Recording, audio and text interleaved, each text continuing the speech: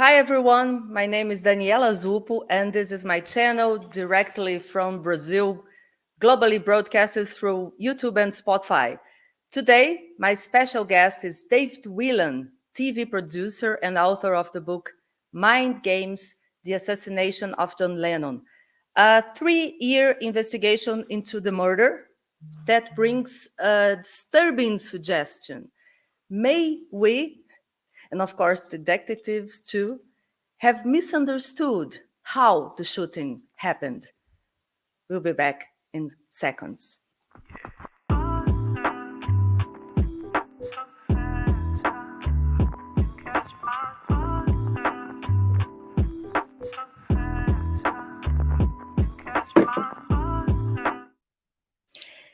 Thank you very much, David, for being here with us. Thanks for having me. It's a pleasure. So I'm sure you are quite aware of the fact that your book deals with an extremely sensitive and controversial topic. After a 3-year, as I said, investigation, you have written a book about the assassination of John Lennon. Why? Why did you decide to investigate a case that already has been solved? That's a really good question, Daniela. And I'm not quite sure how to answer it. It all began in 2020 in London in lockdown. I parked, like a lot of people, I had to park all my work and my TV projects, and my mind was open at that period of time. I got rid of all the noise in my head and my mind was quite open. And I was just listening to a podcast about the JFK assassination. As men of my age tend to do, listen to podcasts. And I was walking the dog, and I heard on this podcast someone mention that the doorman at the Dakota, the building where John Lennon and Yoko Ono lived, was potentially a CIA asset, an ex-Cuban anti-Castro CIA assassin of all things. I thought, wow, that sounds really interesting. So I went home, started to look up this doorman, and a lot of people seemed to think this doorman was a CIA asset. So I thought, okay, I'd never heard that before. And like everybody, Daniela, I, up to that point, thought that the John Lennon murder assassination was as clear cut as you can get. You know, surely everybody saw it. Yoko must have seen it. The doorman must have seen it. The guy who did it admitted he did it. Nothing to see. It's all pretty, open and shut. Unlike the JFK case. The JFK case, of course, is full of holes and it doesn't make sense. But I was completely unaware of what I was getting involved in.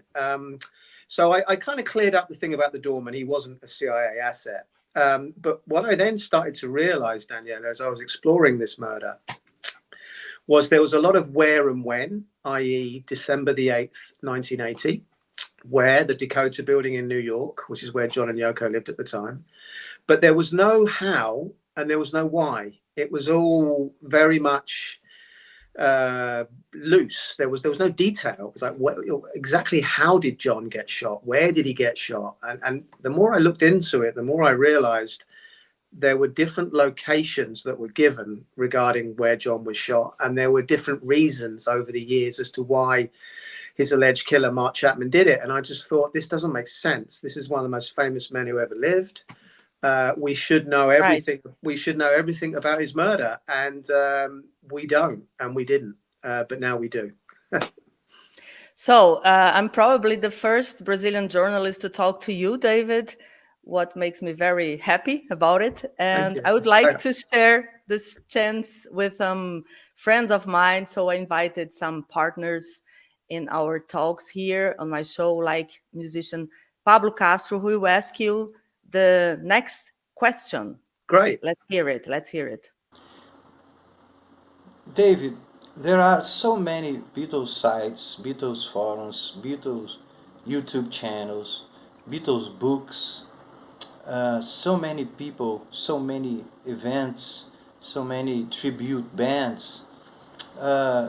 Don't you think it's weird that there are so many people that love the Beatles music and so few people really interested in understanding how really was one of their icons murdered? So I think this is a very good questions for this point of the conversation, David. Thank you, Pablo. So please, your answer. Yeah, it's a good question, and Pablo's right. Across the Beatles community, which is, as you know, Daniela, an enormous global community of millions of people who are interested in the band and John, most are unaware of the details of John's murder, and most don't really want to know any details of John's murder because, and there's a real specific reason for that, Daniela, and the reason is the prosecuting DA at the time, district attorney prosecutor in America in Manhattan, who was prosecuting Mark Chapman. Once Mark Chapman was sentenced 20 years to life, there was no trial, by the way, which is very interesting. But once he was sentenced and once he admitted his guilt, and there's lots of reasons why he did that, which we can maybe go into later. Kim Hogreff, the DA, said at the time that Mark did it for fame. Mark shot John Lennon for fame, and we must never mention his name again, because if we do mention his name again, we're giving Mark exactly what he wants. Fame. What he wanted. Fame. Yeah, exactly. And that's this complete. Actually, the evidence is to the contrary of that. Mark Chapman didn't do what he thought he did for fame. He's only done 2 media interviews on television in 1992. He gets endless requests for media, which he doesn't actually give and grant. He's never written a book. He keeps himself very low. And on the night of the murder, before he got to, a lot of people got to him after the murder. Very nefarious CIA people got to him after the murder. But on the actual night of the murder, if you read Mark Chapman's statement, which I've managed to access all the police files. He says, I don't really know what I've done. I don't know why I did it. I don't remember shooting. I don't remember aiming. I remember thinking, this is a bit weird that these bullets are working. It's a very confused man. It's not a man who's saying, I killed John Lennon and now I'm famous. Where's my agent? Where's my PR person? I want to get this fame going. It's a confused man, and he was very confused. And disturbingly, Mark thinks he's done something, i.e. shoot John Lennon in the back, that he didn't actually do when you actually talk to the medical people who actually saw John's wounds. But getting back to Kim Hogreff, Kim, the DA prosecutor, has been on many documentaries over the years, and he goes on to many magazine interviews and newspaper articles, and he always says the same thing. I'm not going to say Mark Chapman's name. I'm not going to say the perpetrator's name, as he calls it, because that would give Mark what he wanted, fame. And what that has done is it's made all the Beatles fans around the world go, okay, yeah, he's right. He did it for fame. We're not going to mention the guy's name. And if you don't mention the guy's name, by default, you then don't mention the murder and you don't talk about the murder. And the details of what actually happened don't get discussed. And I think most people are shocked when they actually find out what really did happen, because most people's idea of it is completely wrong. And it's probably the most misunderstood famous murder in history. So let's go there. I would say let's go back to 1980, to that terrible day when John Lennon was murdered as he was returning home with Yoko Ono, close to the entrance to their apartment on a very crowded street. Yoko was walking ahead of John, right? And John was shot by Mark Chapman, a man who claimed, as you said, to be a fan, and shot his idol, and then remained at the crime scene, reading up the book, The Catcher in the Rye. Everything very terrible, everything very bizarre. And as you also said before, the conclusion at the time was that Mark Chapman, this, let's say, disturbed fan, fired 5 bullets at John Lennon, and hit him 4 times in the back. Is that correct? That's the official narrative. Yeah, that's correct. Yeah. And what contradictions did you find during your research, David? Well, like you just said, Daniela, I thought that was the case. Shot in the back. Mark's always been very consistent for 43 years. I shot John in the back, or at least he thought he shot John in the back. The first thing I did was when I knew there was problems and anomalies and things not adding up, is I spoke to the surgeon, the real surgeon who treated John when he came into the Roosevelt Hospital, because certain other doctors over the years have claimed to be the one that tried to save John. There's a doctor called Stephen Lynn who said he did it. He wasn't actually the doctor. So for 30 years, the media have kind of followed the wrong doctor. The problem with doing that is the wrong doctor can't give you details about John's actual wounds because he didn't actually see the wounds close up. So that was a big problem of why we've gone so long without knowing this. But anyway, the real doctor is a doctor called Dr. Halloran. And I remember talking to Doctor, he's a lovely guy. And I said to him, the first question I said to him was, or one of the first questions was, where on John's back was he shot? You know, what part of his back, upper, lower back? And Dr. Halloran said, well, he wasn't shot in his back, he was shot in his front. And I remember at that point thinking, okay, this is kind of JFK-esque here. We're told he was shot in the back, but he was actually shot in the front. This is slightly disturbing. I said, whereabouts on the front was he shot? And he said, well, I remember it like it was yesterday. He was shot 4 times above his left chest, above his heart, in a tight professional grouping. And 3 bullets passed through John and came out of his upper left back in a direct line of fire. So they didn't move around. One stayed in, the one that was near his upper left chest, upper left shoulder arm stayed in. The 3 that were around his heart went straight through. One of them severed John's subclavian artery, which is a very important artery to your heart. And once that is gone and severed, you lose all movement down your left side. So that's, again, very important to remember. So I remember thinking at the time, well, this isn't right. And I was really shocked and I was disturbed. And I said, is there anybody else, Dr. Halloran, who can back up what you're saying? He said, yeah, sure. Talked to the 2 nurses who were helping me at the time, Barbara and Dee. So I managed to talk to Barbara and Dee, and they both said, yeah, 100%. We were there helping Dr. Halloran, and John was shot 4 times in his upper left chest. And I spoke to the nurses and the doctor, and I said to both of them, or all 3 of them, where do you think the shooter was? They said, well, he had to be right in front of John, 1 or 2 feet in front, because it was a very tight professional grouping. And you know, he had to, you know, probably...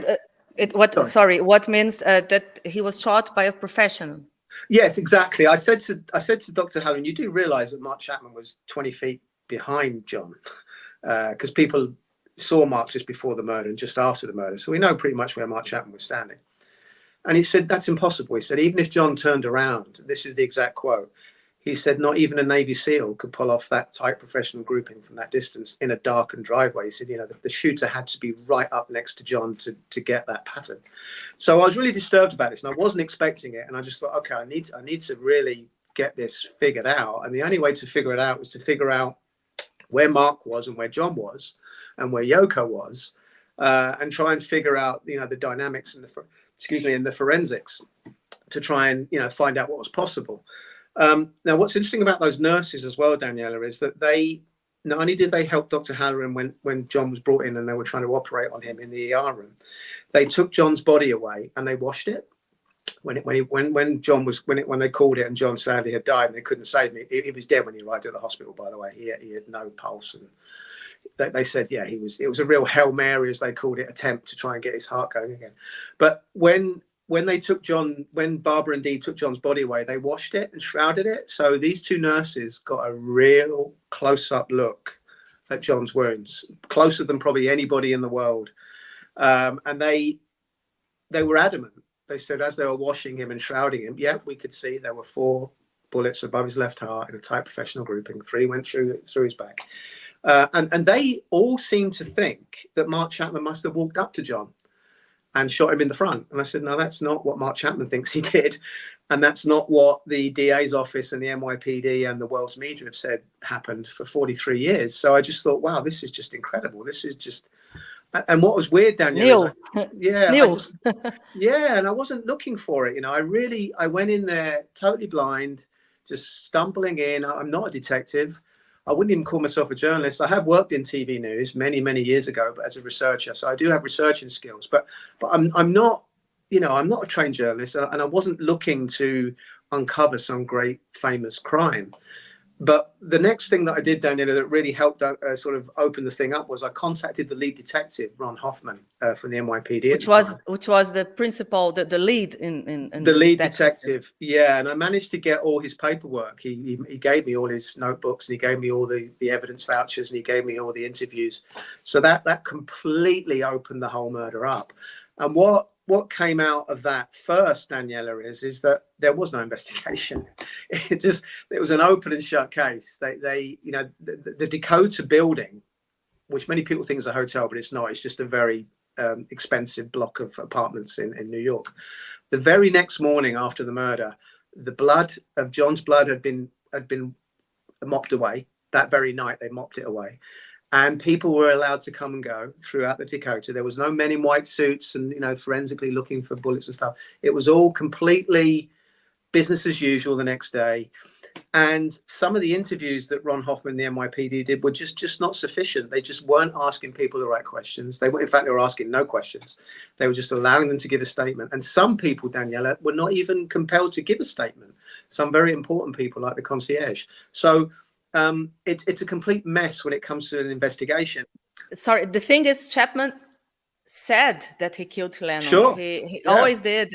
And that's how you said before, and it was a murder without a trial, by the way, at the title of Apple's recent documentary. And I suppose that many crucial facts were never clarified, as you said, what brings us to many theories and speculations. And what makes me very confused, David, when I see all these documentaries and things and articles, and that Chapman was never considered legally insane, right? No. He was charged as the sane man, and he was put into a prison for the sane. Chapman is a really mysterious guy. I could literally spend hours talking about Mark Chapman. He's not a straightforward guy. He's not. You said earlier, Daniela, that he's a Beatles fan, a Beatles obsessed. He wasn't. He knew nothing about the Beatles. And the reason I know this is, on the day of the murder, he went to lunch with two Beatles fans outside the Dakota, and I've got their witness statement for the first time ever. I've got their official police witness statement, and they both say quite clearly to the detective in the NYPD, Mark knew nothing about the Beatles. He wasn't even aware that John Lennon had just released a solo album called Double Fantasy. Wow. So Mark was not a Beatles fan. He was a fan of a guy called Todd Rundgren, was his main. He was a music fan. All guys his age was in the 70s, but he wasn't particularly a massive John Lennon fan. His John Lennon obsession started in the summer of 1980 when he was in Hawaii, and there's lots of reasons for that. And Catcher in the Rye was used as a kind of device for that obsession. But yeah, he wasn't a fan. He didn't shoot John because he was a fan, that's a myth that's been used many times. Wow, that's something very new to me, actually. And since we're talking about Mark Chapman, I would like to invite another guest, Ricardo Schott, a music journalist and producer from the podcast Pop Fantasma, very good one. And he has the next question to you, David. Right. Hello, Daniela. Hello, David. I would like to know, David, what do you think about these theories involving politics in John's murder? There is a lot of people that say that Mark Chapman was being guided by someone very powerful who wants Mark to kill John. And what do you think about it? And what Mark Chapman emerges from your research and your book? What do you think about Mark Chapman today? Thanks. Okay. Mark Chapman was controlled and is still being controlled by a group of people. Mark Chapman, let's just roll it back. He wasn't, as far as I'm concerned, he wasn't a Manchurian assassin, which is what everyone remembers with Manchurian assassins. They kill someone, they're programmed to kill someone. And the CIA, as I'm sure you know, Daniela, had an assassination mind control program called MK Ultra, where they hypnotize people to do nefarious acts. And that's all been documented. We know they did that. They were doing it in the 50s and 60s and 70s. It got found out after Watergate. They said, oh, we were very naughty. We won't do it ever again. I'm pretty sure they kept on doing it. And I'm pretty sure Mark Chapman was one of the people who was a victim of that. The problem with Mark Chapman is I don't think he was meant to be a Manchurian assassin. I think he was meant to be a Manchurian patsy. I think he was meant to be there thinking he was doing something he wasn't actually doing. And I believe a second shooter was doing the actual work. And I think when you actually figure out the medical and the forensics, that's the only sort of conclusion you can come to. But Mark is one of those guys, he grew up in a very normal Georgia middle class family. His dad was in the army. They're always in the army. And then his dad became a banker. His mum was a nurse. He had a sister. He wasn't particularly close to his family. At the age of 15, he got into LSD, which I think was a very important point in his life. And I think people identified him as an LSD user. And obviously LSD is a big part of what the MK Ultra CIA programs are all about. So I think whoever initially targeted Mark knew Mark was a user.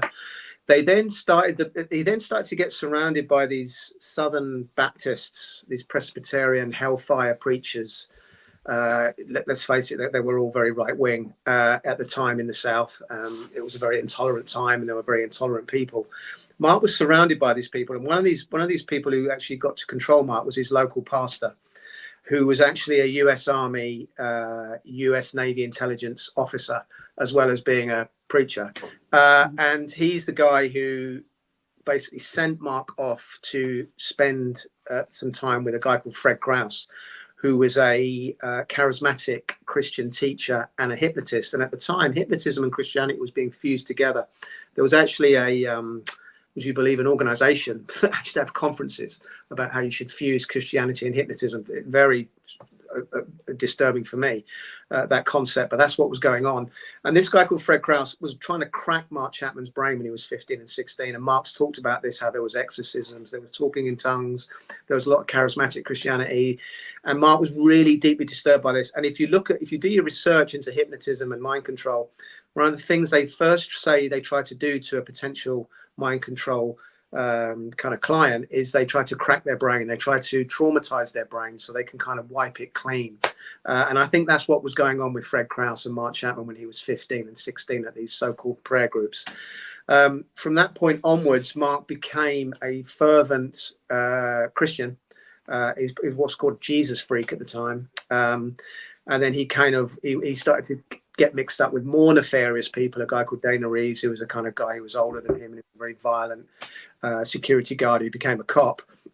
And Mark started to do some very strange things, like he was flown off to Beirut. He started to work for the YMCA, which was another front for the CIA at the time.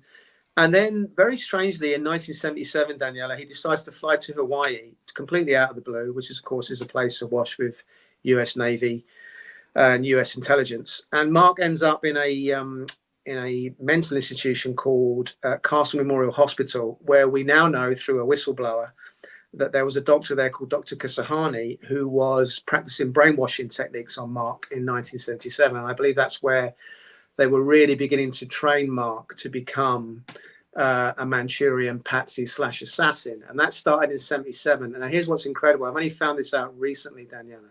But in 1978, Mark Chapman went on a round the world trip. Okay. And it's sold to us officially as he just fancied, going to see the whole world as you do when you're. Was he rich that time? Not at all. He was working after he had his brainwashing techniques through Dr. Kasahani. Though of course that's not what he's officially. They say they were treating him for mental illness. He started to work at the hospital. Would you believe, Daniela, as a janitor? So they were keeping an eye on him. So they were working on him. That's how he could travel around. Exactly. So they kept him under their watch. And in 78, he decided that he wanted to travel the world. He was a janitor, so he had no money, yet somehow he could travel the world and did. He went everywhere, and we've got proof of this. He went to Japan, he went to India, he went to Iran, would you believe, pre-revolutionary Iran. What Mark Chapman was doing in Iran, I do not know.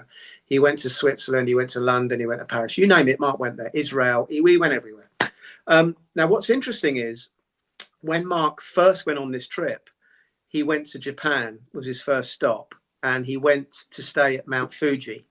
And what has only just recently been discovered, Daniela, is at the exact time in the summer of 1978 that Mark Chapman went to Mount Fuji, John Lennon, Yoko Ono, and Sean Lennon were actually staying at Mount Fuji in a hotel.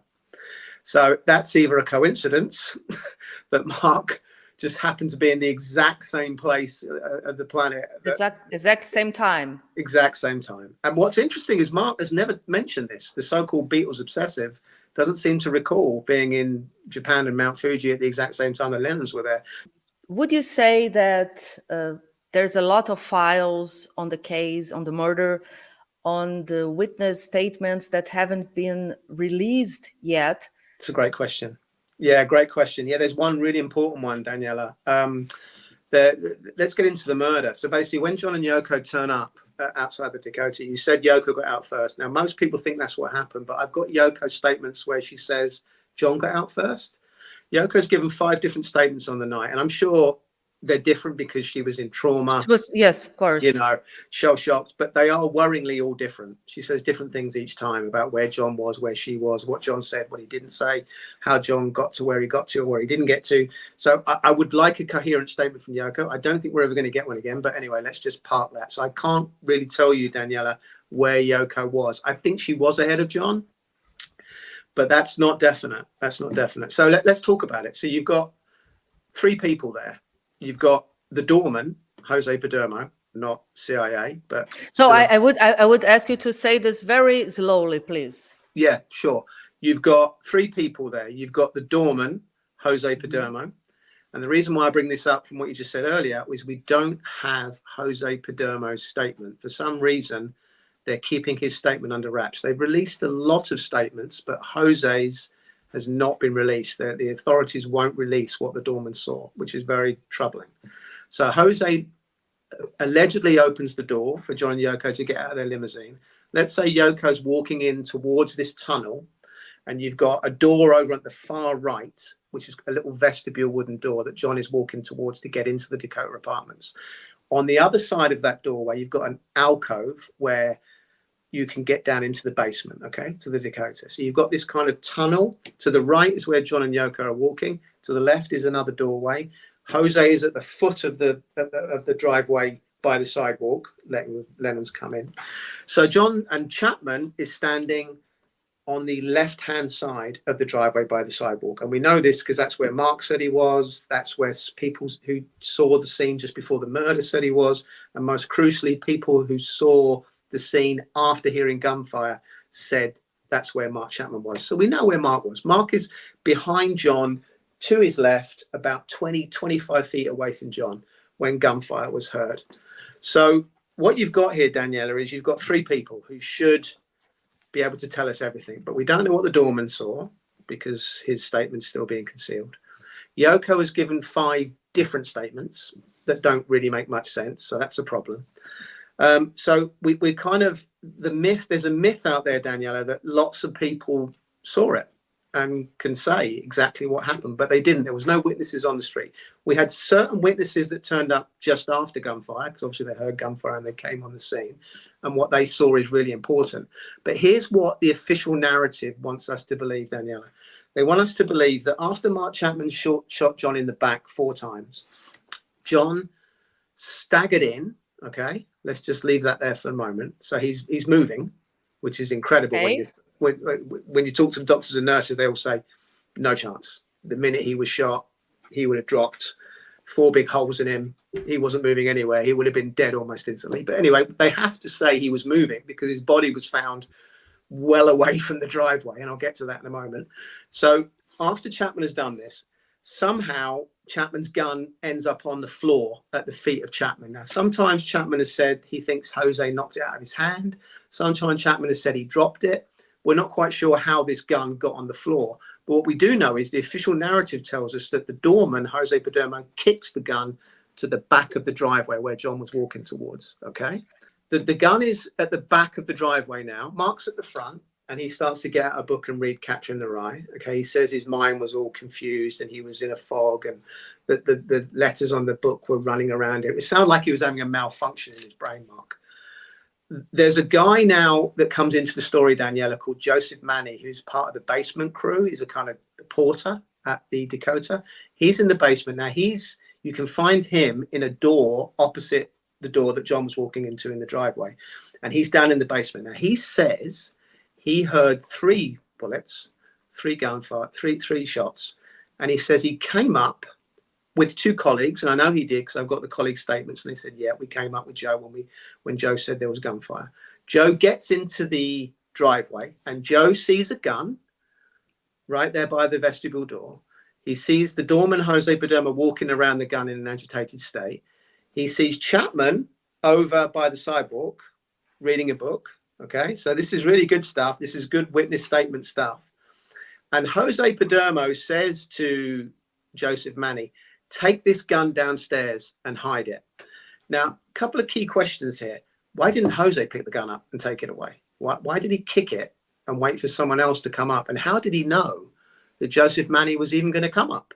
How did he know he would hear gunfire? But anyway, Joseph Manny amazingly picks the gun up. He says, okay. And with his two co-colleagues, Victor and Joe Grezik, they all get in a lift and they go down to the basement with the gun and they put the gun in a drawer. Okay. So when the cops turn up, Mark Chapman doesn't have a gun on him. Okay. We have to take the word of Jose that gun was Mark Chapman's gun, because Mark Chapman doesn't quite remember how this gun got at the foot of his feet, but he kind of remembers there was one that was being kicked. But we have no proof that gun was actually the gun that was used to shoot John Lennon. So anyway, Joe Manny. If I got it right, we have just partial witness to the murder. Correct. Did anyone actually completely see the murder? Not even Yoko. No, Yoko can't give. Yoko has had 43 years to say, I saw Mark Chapman shoot my husband, but she never has. She never has. Because I don't think she did. I don't think she saw anything much, to be honest with you. She was in front of him. No? She was in front. I think she heard gunfire. I think she ran to the courtyard. The courtyard is an area beyond the driveway, which is like it's got a circle fountain in the middle. I think that's where she ran. And the reason I know she did this is seconds after gunfire, a dog walker called Nina Rosen came on the scene. And here's what she said she saw. She saw no John. Okay, so he's gone. He's not there. She saw Mark and the doorman by the sidewalk. So that's good. So we've got Mark where we think he is. So we know Mark's there. And she saw Yoko in the courtyard screaming. Okay. Now, this is slightly problematic because in some Yoko statements, she says she ran in straight after John. Okay. But I've got a witness and I've got a statement in Ron Hoffman's notebooks that said she's in the courtyard screaming. So she didn't do that.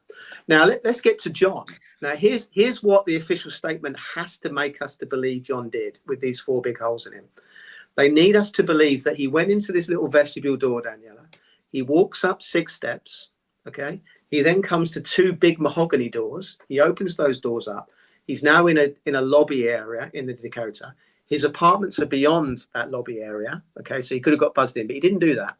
When he's in the lobby, he's now turning a direct left through a swinging saloon door. He's now in the concierge's front office, allegedly. The concierge, Jay Hastings, now tells us what he saw next. He said he saw John running past him through his concierge's front office into a back office where John, he said, collapsed. Okay? And Jay says that's where he thought he died. Now, they have to say this because all the cops that turned up, Daniela, after the murder, all of them, and I've spoken to all of them, they all said they found John's body in the back office, face down on a rug. Okay. Bit strange that he was face down, but anyway, they all say that, so he must have been. Now, when I mentioned this to the doctors and nurses, that John went through a vestibule, got shot in the driveway, went into a vestibule door, went up some steps, went through some more doors, went through some swinging doors, went into a front office, went into a back, they almost find it comical. They say, no, he couldn't have done that. He would have been dead almost instantly. So we now have to try and figure out, Daniela, how John got from that driveway. Because remember, he has to be shot in the driveway for Mark Chapman to achieve it. How did he get from there with 4 big holes in him and his left subclavian artery blown away? How did he get from there into this back office in the Dakota? That's a really key question. So what you're saying is that the police officers who investigated, who were there first on the scene that day, and the ones who investigated the case after that may have been mistaken. No, I think they knew John was there. They knew he was in the back office, and they assumed Mark Chapman did it because the doorman apparently said Chapman did it, and Chapman, his statement doesn't actually remember how he did it, but he was there, and I think he kind of thought, well, I must have done it because I'm kind of here and there's a gun at my feet. But if you actually listen to Mark Chapman describe the actual shooting, some people over the years, and some of these videos are on my YouTube channel, some people over the years have said, well, what did John do, Mark, after you shot him? What were the bullets doing to him?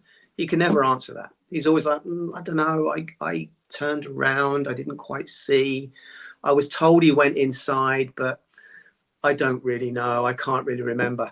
So let's get back to the scene. So John, whether he was shot in the front or back, doesn't really matter. Let's just get to the point that it does matter because he was shot in the front, but let's just ignore that difficult thing for a moment. So John's bleeding out in the back office. What happens next, Daniela, and this is the official narrative, is a guy called Joe Manny. Now, Joe Manny has put the gun away in the drawer. He comes back up into the driveway via the courtyard this time. He walks into the lobby and into Jay Hastings' front office. So he's there probably 30 seconds, maybe 45 seconds after John has been shot. Joe Manny now sees a couple of really interesting things, Daniela. He sees a pool of blood in the front office, in Jay Hastings' concierge's front office, and he sees John bleeding out in the back office. So I said to Joe, you sure about this? He said, yeah, there's a big pool of blood in the front office. It was in an indentation in the marble. So I said to Jay Hastings, I said, that doesn't tally, Jay, with what you told me. You told me John ran past you and collapsed in the back office. So why is there a pool of blood in the front office? And Jay said there wasn't. Joe Manny's lying. So we've got a big problem there. Okay, so this so-called pool of blood in the front office is a big problem. Joe Manny saw something else. He said he saw Jay Hastings' shirt, the concierge's shirt, covered in blood. He said it was covered in blood. He also said full of blood. And the Apple TV series you were talking about, I think Joe Manny even says on that series, Jay was covered in blood. So I said to Jay, how did you get covered in blood, Jay? Because what the official narrative wants us to believe is that Jay went up to John in the back office. He walked up to him and Johnny said was on his side, and he could see John was shot in the chest. He says chest, doesn't say back. And he realized John was dying, and he realized there was nothing he could do for him. So how did Jay's shirt get covered in blood? So I said to Jay, and Jay doesn't dispute this. He said, yeah, my shirt was covered in blood. So I said, well, how did your shirt get covered in blood, Jay? He said, well, what I did was I helped one of the cops carry John's body out to a police car, because what happened next, Daniela, is two cops turn up, Spiro and Cullen. Spiro arrests Chapman because the doorman tells him to. Cullen goes inside into the back office and sees John bleeding out. And he says, yeah, he's face down on a rug, bleeding out. There's blood everywhere. And he was shot. Cullen said he was shot in the business area, pointing at the chest. There's a recent documentary where Cullen is saying this. Two more cops turn up, Palmer and Framberger. They then go into the back office and they decide they're going to try and carry John's body out into a police car. They didn't want to wait for an ambulance and get John rushed off to hospital, which I think was a wrong thing to do. They spoiled the blood. They spoiled the crime scene. They probably killed. If John did have any life left in him, they probably made sure he was going to die the way they were carrying him. But anyway, Palmer takes the front and the head. Okay, Framberger takes the feet. And these two cops carry John out, and they're seen by many people doing this, and put John in a police car, and John gets driven off. Now, here's a problem. Now, I've spoken to Framberger and Palmer, and they both said, yeah, we definitely did that. Mark Chapman, would you believe, sitting in a police car, said on a TV show in 92, I saw two cops carry John out, and one of the cops swore at me. And the cop who was carrying John's head and arms, and he said, yeah, I swore at Chapman. So we know these two cops did it. But here's a big problem, Daniela. Jay Hastings says the reason he got his shirt covered in blood is that he carried John's body out with the head and arms. And that's how his shirt got covered in blood. They said, well, Jay, we know that it didn't happen. It didn't happen because everybody at the scene, every cop, Joe Manny, even people now on the street, Daniela, are saying, because they're now beginning to come and see the scene, they all say cops carried John's body out. Even Mark Chapman saw cops carried John. You didn't do it, Jay. So how did your shirt get covered in blood? He said, well, they're all lying. I carried John's body out. So that is a major problem. There's a lot of information. Yeah. You are aware of that, and yeah, lot to take in. Yeah, this is very disturbing, and as you know too, and you got all this information from the files and notebook from the lead detective. Yeah, and your interviewing research and interviewing. Have you talked to all the witnesses? Yep. Yeah, I've talked to Joe Manny. I've spoken many times. I've spoken to Jay Hastings, the concierge. I've spoken to the cops, Hoffman, Framberger, Palmer.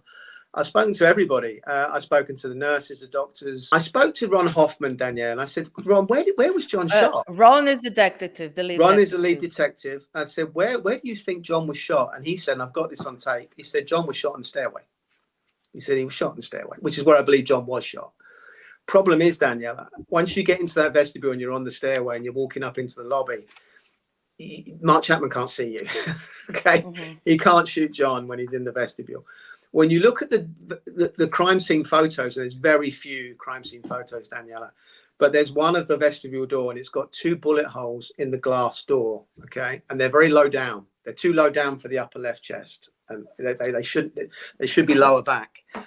So when you look at these, you sort of think, well, how did Chapman cause those with his 4 bullets? Because Chapman says he had a 5-bullet gun. He shot 4 times into John's back and 1 bullet missed. And he's supposed to be using also, remember, Daniela, hollow point bullets. Hollow point bullets do not pass through a victim. They are designed to explode inside a victim and don't pass through. But we know that 3 bullets pass through John's back. And we also know that there's 2 bullet holes in a vestibule door that are too low down to cause John's upper left chest wounds. So it's a complete mess. The investigation, the official story is completely nonsensical. He was leaving his apartment. He was leaving a limousine in front of him, arriving at home, and he was shot from behind in the vestibule of his apartment. No idea why. No, Not at this no time. altercation. And I think what happened, Daniel, is I think Mark Chapman was shooting blanks, which is what I think Sirhan Sirhan was doing with RFK Jr. in 1968 when RFK was assassinated. I believe it was the same playbook in 1980. I believe Mark Chapman was shooting blanks. I believe when John heard these blanks, he did what anybody would do and run for cover into the vestibule door. I believe the second shooter was waiting in that vestibule door to shoot John in tight professional grouping in his upper left chest. He would have had him in a bottleneck, in a hallway, in a very tight, narrow hallway, and I think he would have shot him 4 times in his upper left chest. I believe John collapsed in that vestibule and died right there and then, according to all the medical people who saw his wounds. He had to have collapsed it immediately. And I then believe we need to figure out how John got from that vestibule into that back office from the stairway. And once you kind of figure that out, I think you're pretty close to getting to the truth of the murder. David, I have to ask you something. And Sure. What if you were wrong? It's a good question. It's a good question. And the reason why I don't think I am wrong is if Mark Chapman had said, Daniela, oh yeah, John, I walked up to John and he turned around and I shot him in the chest, but I've been telling people I shot him in the back because I just want to mess with people's minds. Now he may say that. He's had plenty of time to say that, but he's never said that. So think about it logically. Mark Chapman thinks he's done something, which we're almost certain by the medical evidence and the forensic evidence, we know he couldn't have done. So he's imagining something that's not happening. Then when you analyze where John was and where Mark was and where John's wounds were and where the bullet holes are in the door and where people like Jay Hastings are covered in blood when they shouldn't be, Joe Manny, the porter, sees blood in the front office when it shouldn't be there, you can begin to piece together how this might have gone down.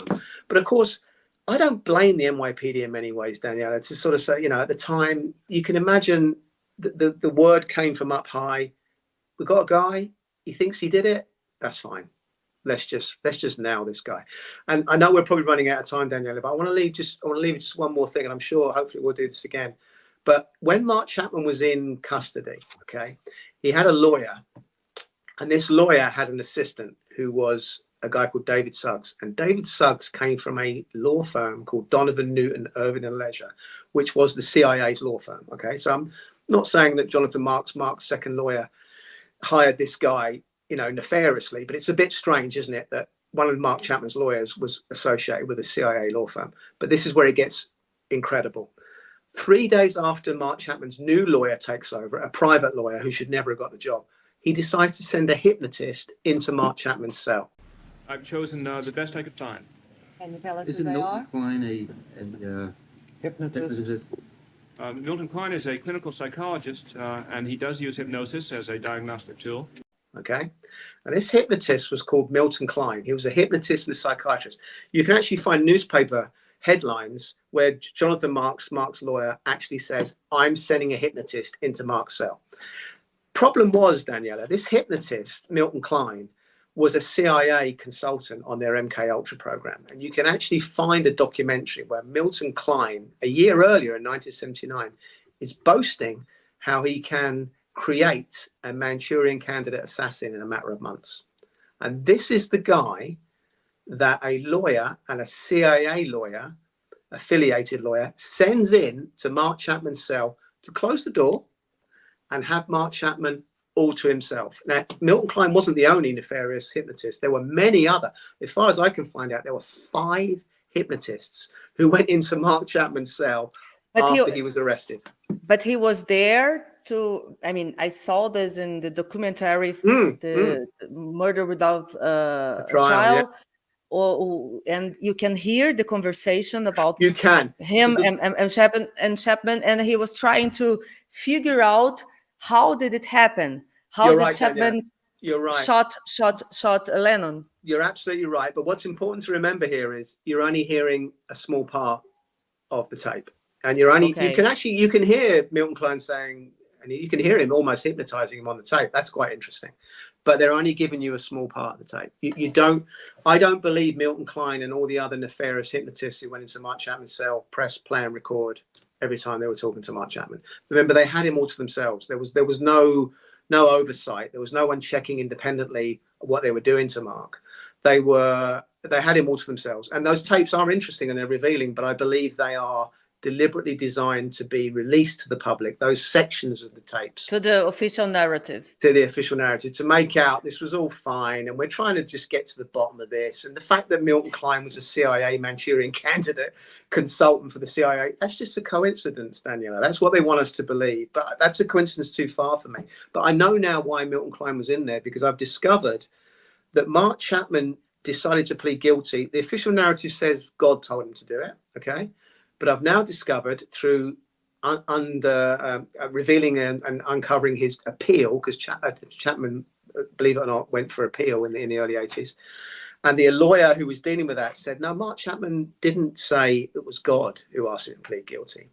Mark Chapman said it was one night he was dreaming and he saw a battle on his cell floor, and it was the little people kingdom that apparently Mark had in his head. And he said there were the good people, the God forces of little people, and the devil's forces of little people, and they're having this major battle, this imaginary battle Mark was seeing. The two voices. He had two voices. Yeah, 2 armies. Well, there were kind of 2 armies that Mark was imagining, and God's little people beat the devil's little people, and the general from God's little people got up into Mark's ear and whispered into his ear, according to Mark, plead guilty. God wants you to plead guilty. Now, what's really interesting, Daniela, is a journalist called Jim Gaines, who I was talking about earlier, did some articles in '87. He got into Mark's cell and started to talk to Mark, and he got to know people like Milton Kline, and he got hold of Milton Kline's tapes. Jim Gaines revealed that Milton Kline was talking to Mark Chapman about his little people kingdom. And that's the first time anyone's ever discussed Mark Chapman having a little people kingdom in his head. So what I believe Milton Kline was in there to do was to implant into Mark Chapman that there was this little people kingdom controlling him, and that the little people's general from God whispered into Mark's ear, plead guilty, plead guilty. And I believe Milton Kline was put into Mark's cell to make sure that Mark Chapman pled guilty, because if Mark Chapman went to trial, all of the stuff I've just been telling you for the last 50 minutes would have come out. The wounds in the wrong place, John's, all the contradictions, John's amazing journey, all that stuff would have come out. Because I don't believe Mark Chapman was meant to live. Because what's interesting is Jose Padermo, a few witnesses have said they saw Jose Padermo say, including Nina Rosen, to Mark Chapman, get out here, run. The police are going to be here shortly, run. And I believe Mark Chapman was either supposed to kill himself as part of his programming, or he was supposed to run and he was going to be killed by a Jack Ruby type character who was going to take him out somewhere in Central Park or somewhere on the streets of New York, or possibly even a rogue police officer. Because I think once Mark Chapman was standing there getting all confused and saying that, he couldn't read the book and his mind was going all awry, I believe Mark Chapman malfunctioned. I don't believe Mark was meant to stand there and be arrested. And I think this is a conversation for another time, but there are people that were surrounding Mark, Daniela, that were desperate to get into Mark Chapman's cell the very next day after John Lennon's murder. And I believe those people and their desperate need to get into Mark and to talk to Mark give themselves away as to how they were somehow associated to this murder. So, wow. It's a lot of stuff. Water, a lot of stuff. And I still have some questions for you from my friends. Yes, please. Let's go there. Who is the next? The next question question to you, David, comes from Jerônimo Araújo, another partner here in this channel. Hello, Dani, David. It's always a pleasure to be here, especially to talk about John, even though it is a topic that we usually don't talk a lot about it, but it's a whole new perspective of the day. And David, it is a shame, it's really a shame that you couldn't read your book before this interview, but I could see that your book now has 5 stars on Amazon and a rating given by the readers that can be the hardest critics in the world. So that got my attention. And I have 2 questions for you. The first one is, during your research and from all the people that you interviewed the people that were there at the day that John was shot, I mean the doorman at Acorah, the policemen, all the people from the hospitals, like the doctors and nurses, did they know the subject of your research when you interviewed them? Do they agree that something else could have happened? I am also wondering, of all people you interviewed, there was one that was a game changer. I mean, one that really changed the way you were conducting your research, or even the conclusion you arrived at the end of the book. So, thank you, Jerônimo. David, there was a game changer in your research about the case? They're great questions. Yeah, there was. I think Dr. Halloran was the major game changer. And that was probably one of the first guys I spoke to when he told me that he was, absolutely convinced, and he's certain that Mark was shot in his upper left chest, and with 4 bullets in a tight professional grouping, and 3 came out the back.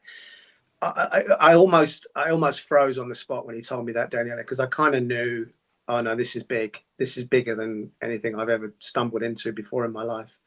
And I knew I had to keep going then to kind of get to the bottom of what he was talking about. So I think he was very important. I think Jay Hastings is very important, because Jay Hastings, the concierge, still has testimony that troubles me and doesn't add up. So I think, his bloody shirt, John running past him when we know pretty much John couldn't do that. I mean, and people like Joe Manny, just people like Joe and Jay who are actually there that night. These are important people. Sadly, Jose Padermo died about 15 years ago now. So Jose's taken all his secrets with him. Hopefully one day we'll get to see Jose Padermo's witness statement. But yeah, he's a guy that I'd love to know more about what he saw. But I don't actually think, Daniela, Jose saw much. I think Jose probably walked back to his booth, his gold booth by the sidewalk, and I think he heard gunfire, and I think he came upon the scene. I think it's very suspicious what he did with the gun. I don't understand to this day why he didn't pick that gun up.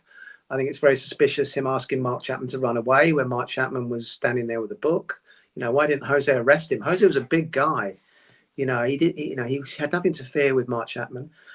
Getting back to the question of people that I've spoken to who might actually now kind of go with my theory, I wouldn't even bother asking the cops whether they think I've got something to say on the matter. They're kind of, NYPD, and I kind of admire this in them in a way. They stick together.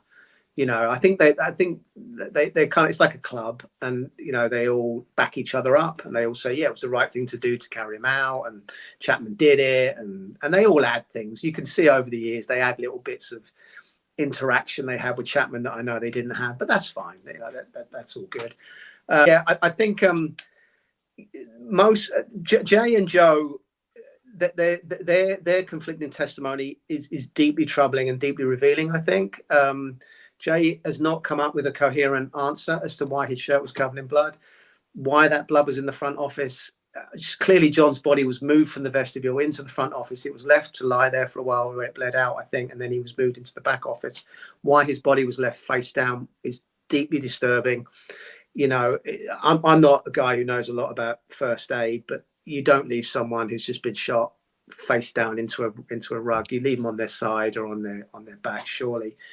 So that's troubling. Yoko's deeply troubling. I think she might have saw more than she wants to say. She's possibly concerned about her safety and her son's safety. I think there's definitely more to come from Yoko, possibly, or maybe not. She's quite old now, so I don't know if there ever will be a more coherent statement. She's never, ever said exactly what happened in that driveway. Whenever someone asks her the question, Daniela, she just says, we got out of the car and it was terrible. You were writing constantly about the book and about the research you made. And right now I just received, it's funny that we're talking about, because today you are analyzing a Yoko Ono tribute video and the letter that she wrote, I think 1 month after John's death. Yes. And you were talking about what she saw and what she didn't say about it, and all the possibly contradictions about trauma and everything that she lived. And it's interesting because if people are hearing or listening to our conversation right now and want to know details, you are writing constantly. I am, yeah. It's hard right now to get your book here, no? Thank you, Daniela. Yes. I need to. What I might do is I might set up an online shop for my book that people can internationally can access the book. I do need to get it out to more people across, because I'm getting constant requests all over the world for people to buy it outside of the Amazon umbrella, and obviously I'd like to do that. I don't want Amazon to take over the world like they are doing. I'd like to, independently get it published. But yeah, new stuff's coming up, Danielle. I mean, that Yoko letter that she wrote to the Washington Post, I only discovered that last week. And again, it sort of stacks up to what I already know with Yoko. There's no detail. And there's stuff she says there, like John fell down next to me. Well, we know that didn't happen because John was found in the back office. So he couldn't have fallen down in the driveway. I mean, it's impossible for him to think he did that journey that they ask us to believe he did, standing up and moving. But if he actually fell down next to Yoko in the driveway, I just can't see him getting back up and opening lots of doors and running up steps and running through offices. It just, there's a doctor, there's two nurses. The doctors and nurses, they all say he died instantly. There's a chief medical officer who did John's autopsy called Elliot Gross, who amazingly has been accused multiple times of falsifying autopsies. I just have to put that out there. So what we, when we take what Elliot Gross says, we have to take it with, a little bit of skepticism, because he literally has all through his career been accused of falsifying autopsies on behalf of the NYPD. So not the best guy to do John Lennon's autopsy. But even Elliot Gross has said death would have happened almost instantly to John. So how did he get from that driveway into that back office? That's a key question. And why was he moved? And why, if he was moved, has nobody said they moved him? I think ultimately there's two ways you can live your life, isn't it, Danny? You can live your life sticking your head in the sand and staying comfortably numb, as a great band once said. Or you can try to understand difficult subjects and take them on board and, soberly look at facts and see if you can figure out what happened. And I think when people do read the book, they all come out of it with the same conclusion. Yeah, Mark Chapman didn't do it. There had to be a second shooter. We have a last question for you. Sure. David, it seems that Sean Lennon once had stated that he thought there was something wrong with his father's murder. He suggested that the government had something to do with it. Since then, I think he didn't say a word about the subject anymore. But have you thought about getting in contact with Sean and sending him your book? So before you answer this question, David, this is a quote from Sean Lennon you mentioned on the back cover of your book. Right? Yeah, correct. And it says, he was a countercultural revolutionary, and the government takes that kind of shit really seriously. And anybody who thinks that Mark Chapman was just some guy who killed my dad for his personal interests is insane or very naive. I couldn't agree with Sean more, what he said in 1998. To answer the question, no, I haven't approached Sean. I think it would be disrespectful. I think he has to approach me. I'd love it if he did approach me. I'll be more than happy to share all the documentation that I've got and all the evidence and proof that I've got. If anybody needs to see and know all this stuff, it should be Sean. He hasn't. What happened in 1998 when he said that quote, he was actively making music at that point. He still makes music today, but he was very much a rock star in coming, you know, at that point in 98. He's not much of a rock star now, but he's a very interesting and I think very intelligent guy. I'm pretty sure he probably does know about my work by now. I've been kind of publicly out for over a year. But in 98, his other brother, Julian, said to him, you need to stop saying this stuff, Sean, because it's just not in our interest for you to be criticizing the American government. You know, I think when you're living in America was probably what Julian was thinking. And he's right. You know, you don't want to be poking a very dangerous bear. And Sean never mentioned the murder again.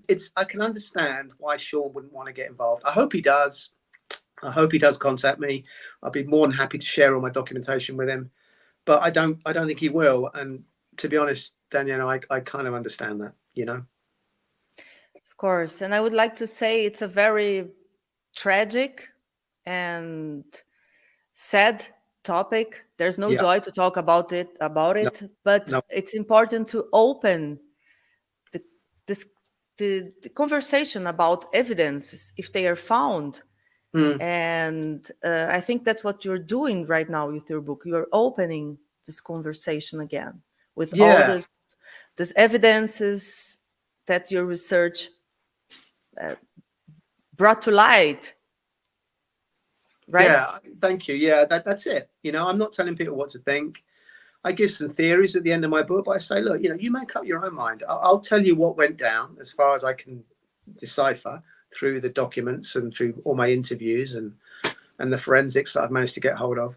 And then you decide, whether the official narrative makes sense or whether there was another thing happening that night that you know, we don't know about yet. Do you think you bring on board readers who believe the official narrative, who believe Chapman did it for fame? Yeah, well, the fame, it's interesting, the fame, because there was a hit list, which I managed to get hold of in lead detective Ron Hoffman's notebooks. And it's got 7 names on it. Actually, no, I think it's got 6 names. Marlon Brando, Jackie Onassis, George C. Scott, 6 names. And John Lennon's at the top. And they say, oh, this proves it.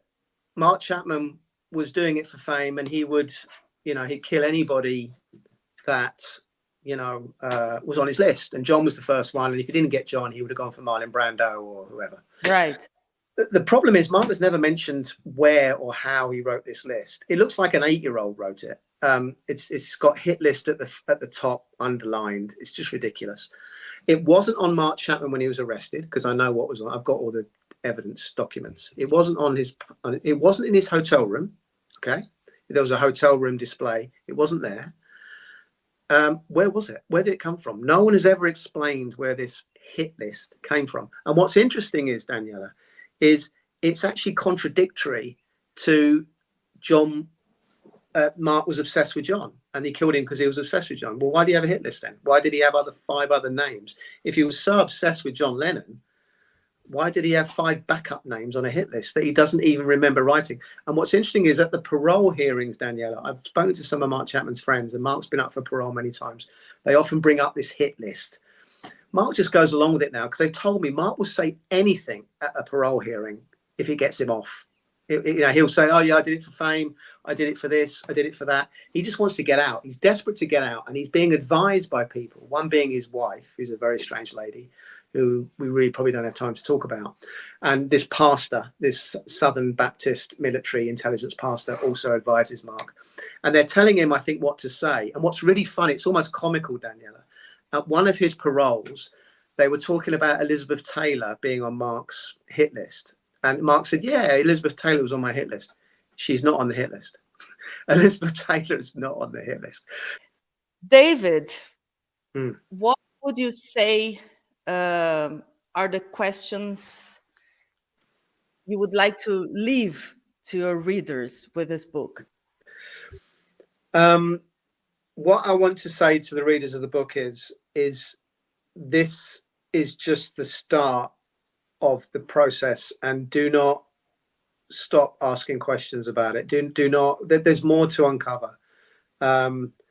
I do not see my book as the be all and end all, and do not see the official narratives the be all and end all. I want you to, what I ask all my readers to do is to come into this with an open mind. Wipe the slate clean, all the propaganda you've heard for the last 43 years, because most of it is untrue. Read all the books you can find, though, and and watch all the documentaries that have been done. Read my book, and then analyze the evidence on both sides. And then I ask you to make up your own mind. A lot of Beatles fans reluctantly bought my book and said, I'm going to read it just to sort of see how dreadful this thing is. And they've all come back and said, you were right. I'm deeply shocked. My mind has been blown. I had no idea what really happened. And, I kind of wish I didn't know, but now I know. And I'm kind of glad I know. And my advice to all readers who take the book on board, or who read my Substack, or even just, go on my YouTube channel, just soak it all up, keep an open mind, and remember that there's more to come. We've got a lot of years to catch up, is what I'm trying to say. There's a lot more evidence still to uncover.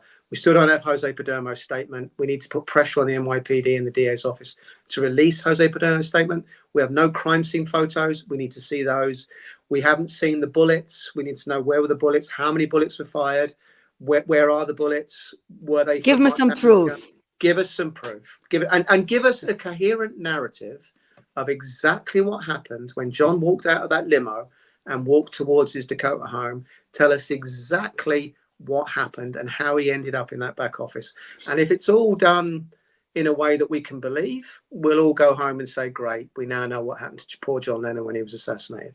But I'm pretty certain, in fact, I'm 100% certain they won't be able to do that. So, they've got a problem.